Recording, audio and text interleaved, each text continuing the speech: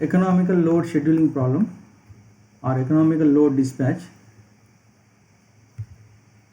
Now, as I said, this is broadly divided into two types. One is without network losses considered, and with network losses considered. Okay, what do you mean by this? So we have a network, and to this network we have so many generators connected, and we also have loads connected to some buses, right? Now if I assume the network losses to be zero, then this reduces to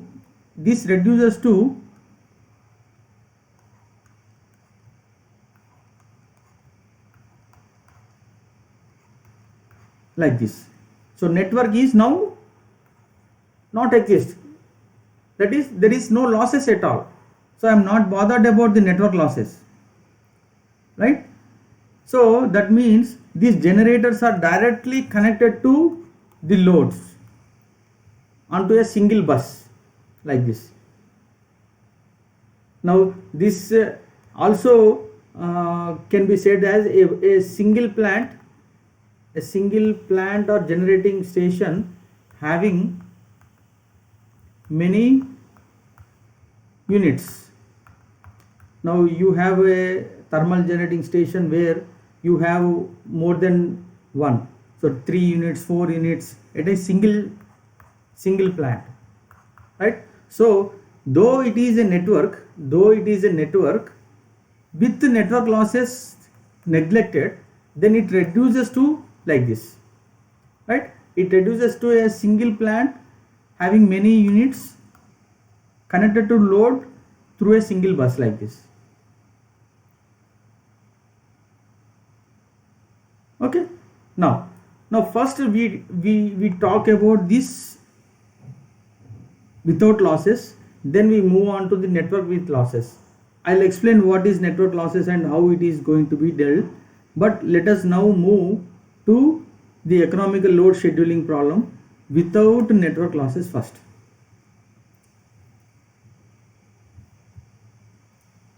Okay, now this each generator, so there are so many simplifications. Actually, see, generators may be thermal, hydel, nuclear, right? And there are many types of generators, right? But for your syllabus, we will be dealing with only thermal generators. We will be dealing with only thermal generators, not thermal and hydel together. We also have one more chapter actually, but you are not going to study this one, hydrothermal scheduling problem, right? So we assume that first all thermal units, and this thermal unit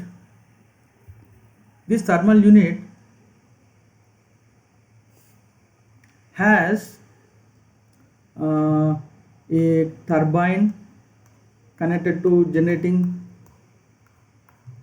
generator, and this turbine is controlled by the governor.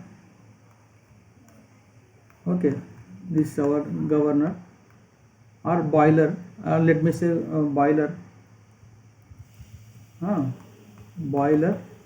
and this is turbine and this is generator, and now the flow is actually controlled by governor. The steam flow to the turbine is controlled by the governor valve opening, right? So here the thermal generator is having the characteristics, input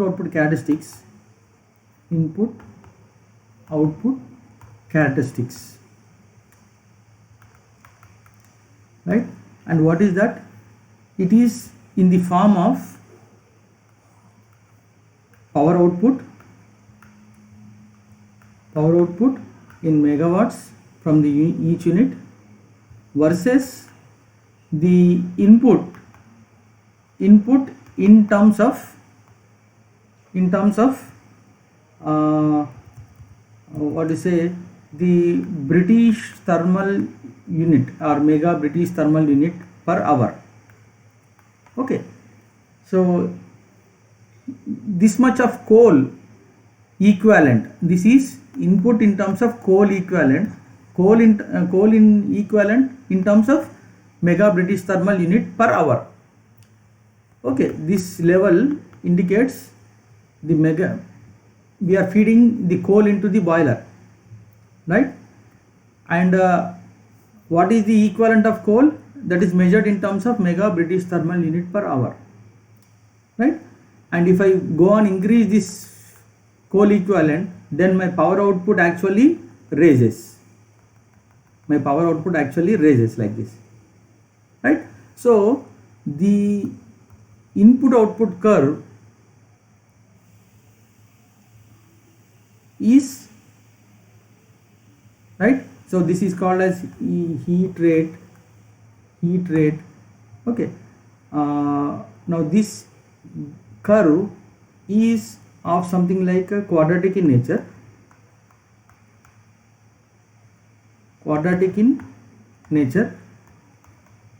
and in terms of p, this function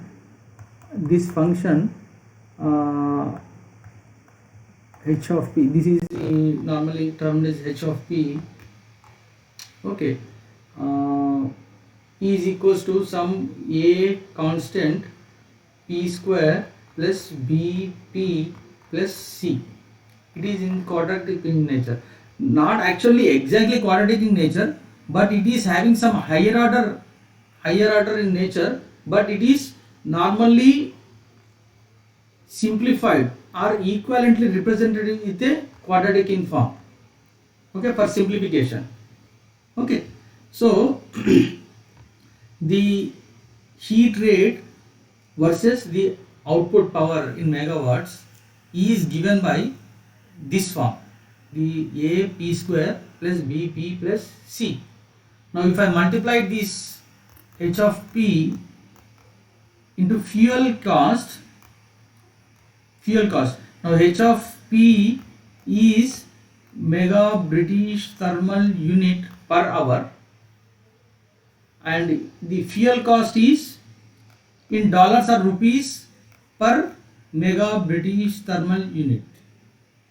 Okay, so ultimately I get the cost function, that is, okay, this and this goes. Now this is amount of dollars I am feeding per hour. The cost function is the amount of dollars or rupees I am feeding per hour into the generator, into the thermal unit system to generate so and so power. Okay, so and so power, right? So heat rate multiplied by the fuel cost gives me the cost function of the thermal unit. Okay, so likewise each generator is having their own independent cost functions like this. They are not similar. One is having very steep cost function, one is having very mildly increasing the cost function like this, right? So depending upon their construction and depending upon their boiler characteristics and generator characteristics, these characteristics vary from generator to generator. It's a manufacturing quantity, right? Now with these varying different input output characteristics of generators, now our problem is, for a given load PD, how should I calculate P1 to Pn such that my overall cost of generation from all the units is minimized. Okay. Now in addition to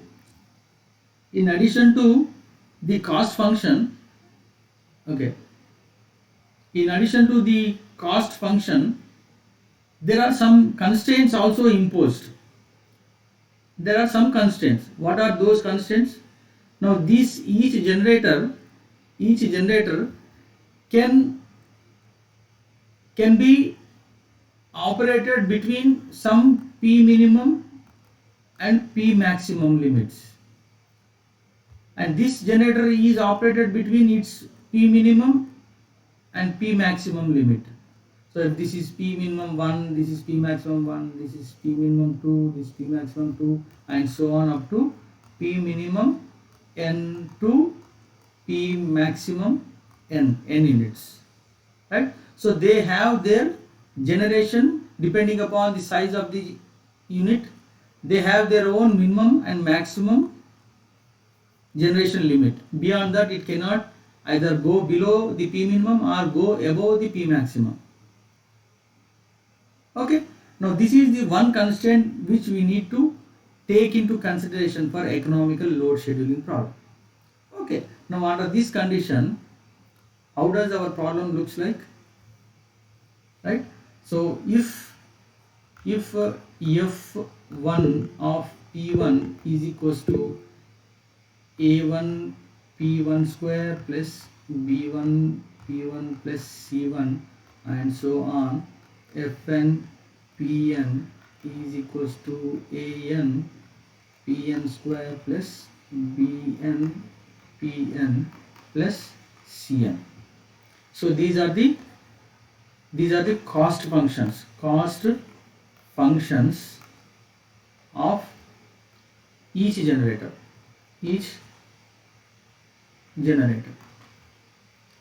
Okay. Now the total cost of generation will be the summation of Fi's. I is running from 1 to n, Pi, right? The sum of all the cost functions will be my total cost of generation, right? And since the network losses are neglected,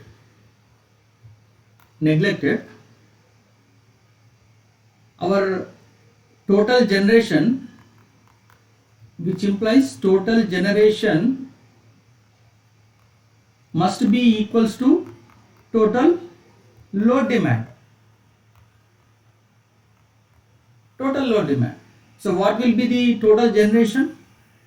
That is, if Pi is the ith generator power output, then Pi for I equals to 1 to n is the total summation of all the powers of n generators. Now this must be equals to PD. Here actually it should be PD plus P loss, network loss, but we are now taking this as 0. No power loss, network power loss. Okay. So that means the generation of all the n units must be equals to the total load demand on the system. Now this is one constraint which has to be satisfied, and the other constraint is equality constraint. Equality constraint.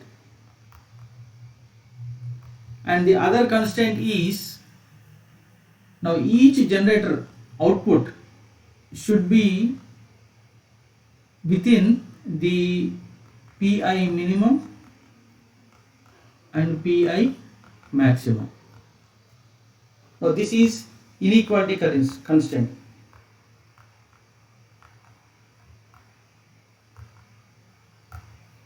Right? So if you notice this entire problem, now this is the problem formulation actually, right? So if I have all these constants a1 to an, b1 to bn and c1 to cn defined, then our variables will be only p. Our variables to be found is v1 to p1 to pn. These are our variables, solution variables, right? So